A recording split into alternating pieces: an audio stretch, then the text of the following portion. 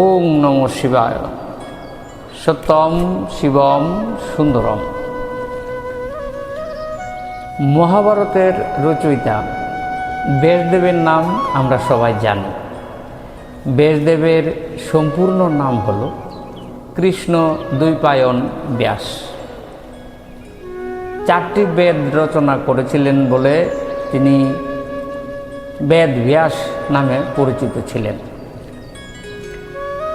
কৃষ্ণ দ্বৈপায়ন বেদ ব্যাস হিন্দু ধর্মের অন্যতম শ্রেষ্ঠ ঋষি।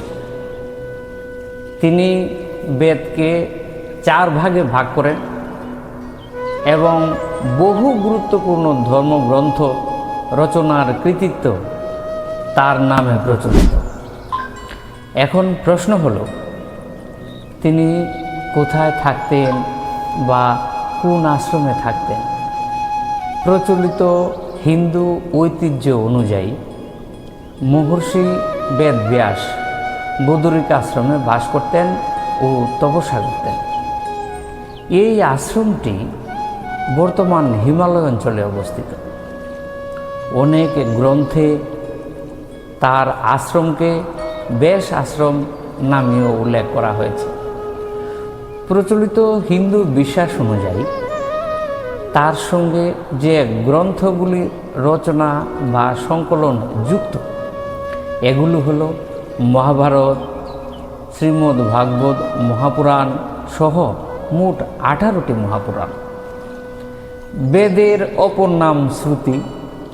সৃষ্টির আদিকাল থেকে যুগ যুগ ধরে বিভিন্ন ব্রহ্মসূত্রগুলো প্রজন্মের পর প্রজন্ম বংশ পরম্পরায় একজন থেকে অপরজন শ্রবণ করে আসছেন বলে বেদের অপর নাম শ্রুতি।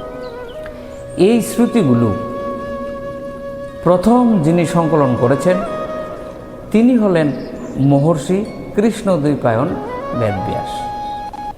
বেদকে আবার ব্রহ্মসূত্র বা বেদান্ত সূত্রও বলা হয়। 4 বেদের সংকলন ও বিভাগগুলো হল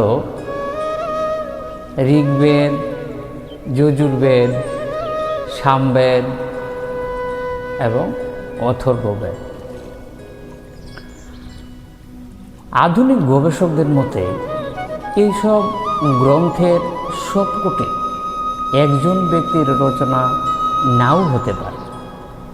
বহু গ্রন্থ দীর্ঘ সময় ধরে বিভিন্ন ঋষি ও পণ্ডিতদের দ্বারা সংকলিত এবং পরিমার্জিত হয়েছে। তবে হিন্দু ধর্মীয় পরম্পরায় এগুলোর কৃতিত্ব প্রধানত মহর্ষি ঋষি কৃষ্ণ দ্বৈপায়ন বেদব্যাসের নামে অর্পিত। এই 18টি পুরাণকে 3 ভাগে ভাগ করা হয়েছে: তামসিক, রাজসিক এবং সাত্ত্বিক। তামসিক, রাজসিক ও সাত্ত্বিক এই 3টি শব্দ ভারতীয় দর্শনে, বিশেষ করে শ্রীমদ্ ভগবদ গীতা ও সাংখ্য দর্শনে বর্ণিত ত্রিগুণ মানে 3টা মৌলিক গুণের পরিচয়। মানুষের স্বভাব, চিন্তা, আচরণ, খাদ্যাভ্যাস ও কর্মপ্রবণতা এই 3 গুণের প্রভাবে গঠিত হয়। সাত্ত্বিক গুণের অর্থ পবিত্রতা, জ্ঞান, শান্তি, সত্য ও কল্যাণের গুণ। এর বৈশিষ্ট্য হল সত্যবাদী ও সৎ চরিত্র, শান্ত, সংযমী ও সহনশীল, জ্ঞান ও আত্মোন্নতির প্রতি আগ্রহী, অন্যের কল্যাণে নিবেদিত, মন পরিষ্কার ও স্থির। উদাহরণ হিসাবে আমরা বলতে পারি, যিনি নিঃস্বার্থভাবে মানুষের উপকার করেন, সত্য কথা বলেন এবং আত্মশুদ্ধির চেষ্টা করেন, তার মধ্যে সাত্ত্বিক গুণ বেশি থাকে। রাজসিক গুণের অর্থ হল কর্মশক্তি, আকাঙ্ক্ষা, ভোগ লালসা ও অস্থিরতার গুণ। এর বৈশিষ্ট্য কর্মঠ ও উচ্চাভিলাষী, খ্যাতি, অর্থ ও সাফল্যের প্রতি আকর্ষণ, প্রতিযোগিতা প্রবণ, চঞ্চল ও অস্থির মন, কর্মের ফল লাভের প্রত্যাশা। উদাহরণ হিসাবে বলতে পারি, যিনি কঠোর পরিশ্রম করেন কিন্তু মূলত সাফল্য, সম্মান বা লাভের জন্য কাজ করেন, তার মধ্যে রাজসিক গুণ প্রবল। তামসিক গুণের অর্থ হল অজ্ঞতা, জড়তা, অলসতা, মোহ ও অন্ধকারের গুণ। এর বৈশিষ্ট্য অলস ও উদ্যমহীন, অজ্ঞতা ও কুসংস্কারে আচ্ছন্ন, ক্রোধ, হিংসা ও অবিবেচনা, কর্তব্যে অবহেলা, সত্য মিথ্যা বিচার ক্ষমতা কম। উদাহরণ হিসাবে আমরা বলতে পারি, যিনি অলসতায় সময় নষ্ট করেন, অন্যায় কাজ করেন বা নিজের ভুল বুঝেও সংশোধনের চেষ্টা করেন না, তার মধ্যে তামসিক গুণ বেশি। হিন্দু দর্শন অনুসারে মানুষের মধ্যে এই তিন গুণই বিভিন্ন মাত্রায় বিদ্যমান থাকে। সাধনা, সৎকর্ম, সৎসঙ্গ ও জ্ঞান চর্চার মাধ্যমে তামসিকতা থেকে রাজসিকতা এবং রাজসিকতা থেকে সাত্ত্বিক দিকে অগ্রসর হওয়াকে আত্মোন্নতির পথ হিসাবে বিবেচনা করা হয়। এতক্ষণ আমরা জানলাম তামসিক, রাজসিক আর সাত্ত্বিক গুণগুলো কি।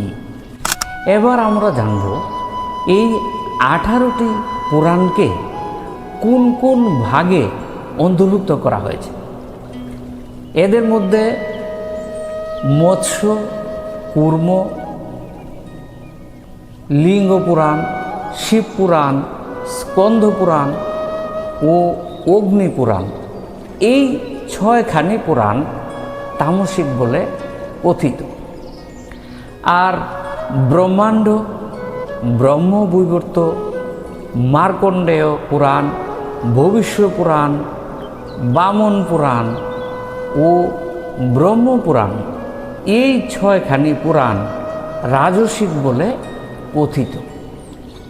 আর শ্রীমদ্ ভগবত পুরাণ, গরুড় পুরাণ, বিষ্ণু পুরাণ, নারদ পুরাণ, পদ্ম পুরাণ ও বরাহ পুরাণ, এই 6খানি পুরাণ পণ্ডিতগণ সাত্ত্বিক বলে অভিহিত করেছেন। সাত্ত্বিক পুরাণসমূহ শ্রী হরির মাহাত্ম্য অধিক রূপে বর্ণিত হয়েছে। আর রাজসিক পুরাণসমূহে ব্রহ্মার মহিমা অধিক পরিমাণে কীর্তিত হয়েছে এবং তামসিক পুরাণগুলোতে অগ্নি ও শিবের মহিমা সমধিকভাবে কীর্তিত হয়েছে। আমরা সবাই মানুষ হিসাবে সৃষ্টি, স্থিতি ও প্রলয় সম্পর্কে বিভিন্ন প্রশ্ন আমাদের মনে জাগে। আমাদের মনের প্রশ্নগুলো বিনতানন্দন তথা শ্রীকৃষ্ণের বাহক গুরুরের মনেও জেগেছিল। তাই তিনি শ্রীকৃষ্ণকে এই প্রশ্নগুলো করেছিলেন। যে উত্তরগুলো তিনি পেয়েছিলেন তা গরুড় পুরাণে বর্ণিত আছে। তা আমাদের মনের প্রশ্নগুলোর উত্তর পাওয়ার জন্য আজ আমরা জানব গরুড় পুরাণে কি কি লেখা আছে। গরুড় পুরাণের বক্তা স্বয়ং শ্রীকৃষ্ণ এবং শ্রোতা তারই বাহক বিনতানন্দন গরুড়। পরে মহর্ষি বেদব্যাস এই পুরাণ আকারে লিপিবদ্ধ করে সুতকে, অর্থাৎ ব্যাসদেবের শিষ্য লুমহর্ষণের পুত্র বা উগ্রশ্রবা সতীকে শিক্ষা প্রদান করেন। উগ্রশ্রবা সুতমুনি নৈমিষারণ্যে ঋষিমণ্ডলীর সমীপে তা প্রচার করেন। যেহেতু পুরাণের প্রথম বক্তা স্বয়ং ভগবান শ্রীকৃষ্ণ, তাহলে সহজেই অনুমান করা যায় যে তা পাঠ অথবা শ্রবণ করলে মানুষের অশেষ কল্যাণ সাধিত হবে। গরুড় পুরাণ দুটি খণ্ডে বিভক্ত, পূর্বখণ্ড ও উত্তরখণ্ড। পূর্বখণ্ডে নানা দেবদেবীর পূজা, নানা উপাখ্যান, বৈদ্যশাস্ত্র, ধর্মকথা, অর্থনীতি, শ্রীহরির ধ্যান ও পূজাবিধি, নীতিসার, নানাবিধ ব্রত, সূর্য চন্দ্রাদি বংশকথন, নানাবিধ প্রায়শ্চিত্ত প্রভৃতি বর্ণিত হয়েছে।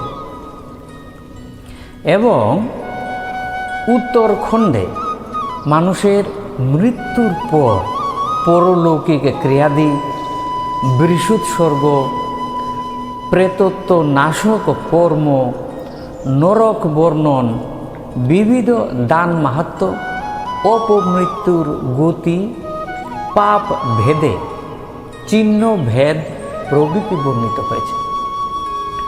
গরুড়ের প্রশ্নের উত্তরে স্বয়ং গোবিন্দ অর্থাৎ শ্রীকৃষ্ণ যখন উত্তরদান করেছেন, তাহলে এতে কল্পনার বিন্দুমাত্র স্থান নেই। প্রতিটি মানুষের যা কিছু জিজ্ঞাসা গরুড়ের মুখ হতে সেগুলোই প্রকাশিত হয়েছে। কলিযুগের মানুষ আমরা গুরু মানি না, ধর্ম মানি না, আর পরলোক সে তো বহু দূরের কথা। কিন্তু এই গরুড় পুরাণ থেকে জানা যাবে স্বয়ং ভগবান শ্রীকৃষ্ণ যে উত্তর প্রদান করেছেন তা বাস্তব ক্ষেত্রে সম্পূর্ণভাবেই সত্য। এবং পরবর্তী এপিসোড চোখ রাখবেন আমাদের ব্যাসদেব কথা চ্যানেলে। ব্যাসদেব কথাগুলো যদি ভালো লাগে তাহলে চ্যানেলটি সাবস্ক্রাইব করবেন, আমাদের পাশে থাকেন। নমস্কার।